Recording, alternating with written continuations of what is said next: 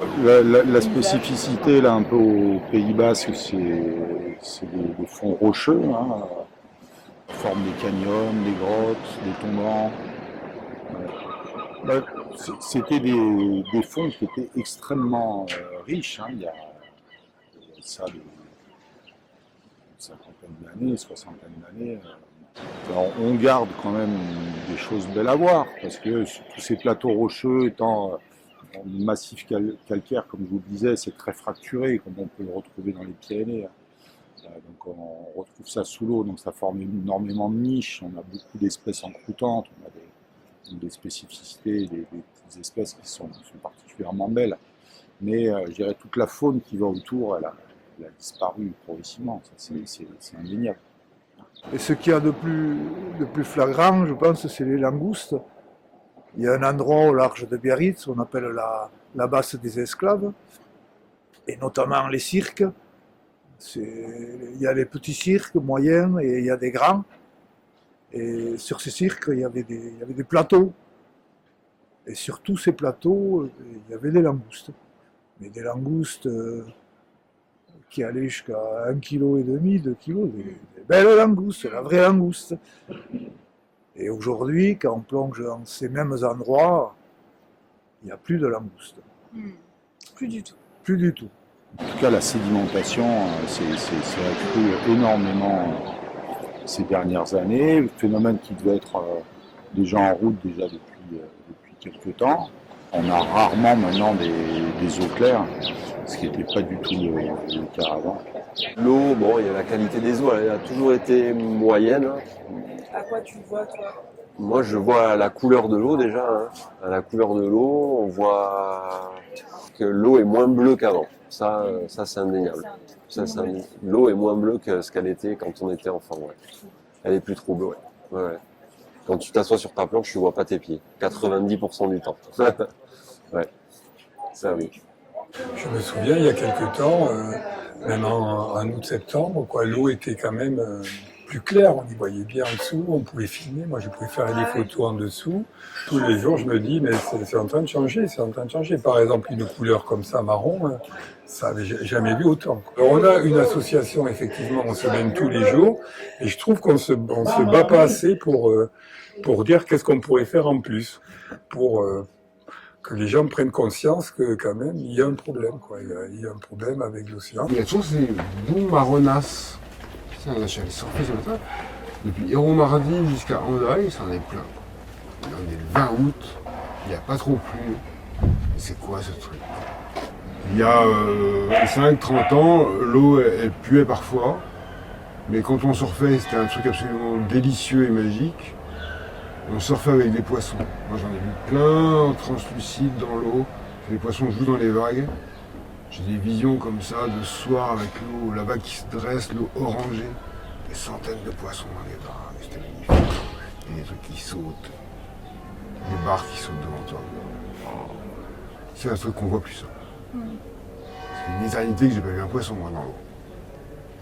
Et ici, malheureusement, il n'y a pas de réserve sur toute la côte. Ouais. Il n'y a aucun endroit où les poissons peuvent se reproduire tranquillement. Ce dont je me rappelle très bien, c'est que dans le fond, il y avait à l'époque énormément d'oursins. Dans tous les creux de rochers, tu avais des oursins. Et d'ailleurs, notre grand jeu, c'était d'attendre que les touristes se mettent des oursins dans les pieds. La difficulté dans l'évolution du monde, c'est souvent que c'est lent. Et donc c'est très dur de voir les évolutions lentes, on a toujours du mal à les repérer. Alors, l'évolution brutale des oursins, par exemple, c'est parce que d'un seul coup, il n'y en a plus. Tout d'un coup, je me suis dit, tiens, il n'y a plus d'oursins. Mais je ne me suis pas rendu compte de la baisse progressive. Donc, moi, je ne suis pas le spécialiste des dérives lentes. Hein.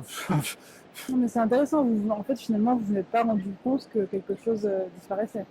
Non, et je m'en suis rendu compte quand ça avait disparu. Voilà.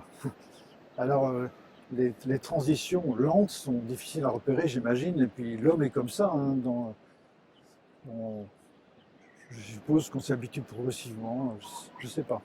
C'est vrai que c'est pour ça que c'est intéressant de faire parler des gens entre leur enfance, ce qu'ils ont connu à leur enfance et ce qu'ils voient maintenant, peut-être. Ouais. Moi, c'est dur à dire ce qu'on a perdu. En qualité d'eau, enfin, après on a gagné aussi. Enfin, moi je dis on a gagné en conscience aussi beaucoup. Hein. Je pense parce que j'ai 40 ans, 42 ans, et je pense qu'on n'était pas conscient de tout ça enfant. Quoi. C'est un peu comme l'histoire du surf. Ça faisait rêver. C'était la Californie. On était dans le développement. On avait moins de conscience de tout ça. Aujourd'hui, et c'est très bien, on a cette prise de conscience-là.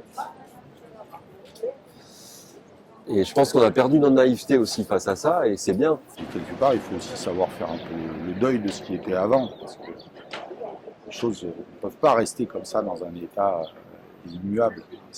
Donc effectivement, il faudrait se réinventer, mais d'une manière générale, de toute façon, il faudra se réinventer. C'est bien. Si c'est pas nous qui organisons cette réinvention, entre guillemets, elle s'imposera à nous, ou à notre descendance.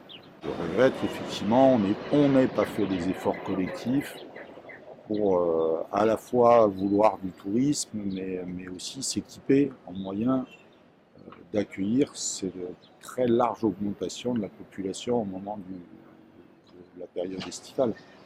Et c'est quelqu'un qui vit du tourisme et qui vous le dit. Il y a un truc qui m'a frappé, moi, quand j'étais journaliste dans le surf, donc c'est les rencontres avec les Polynésiens.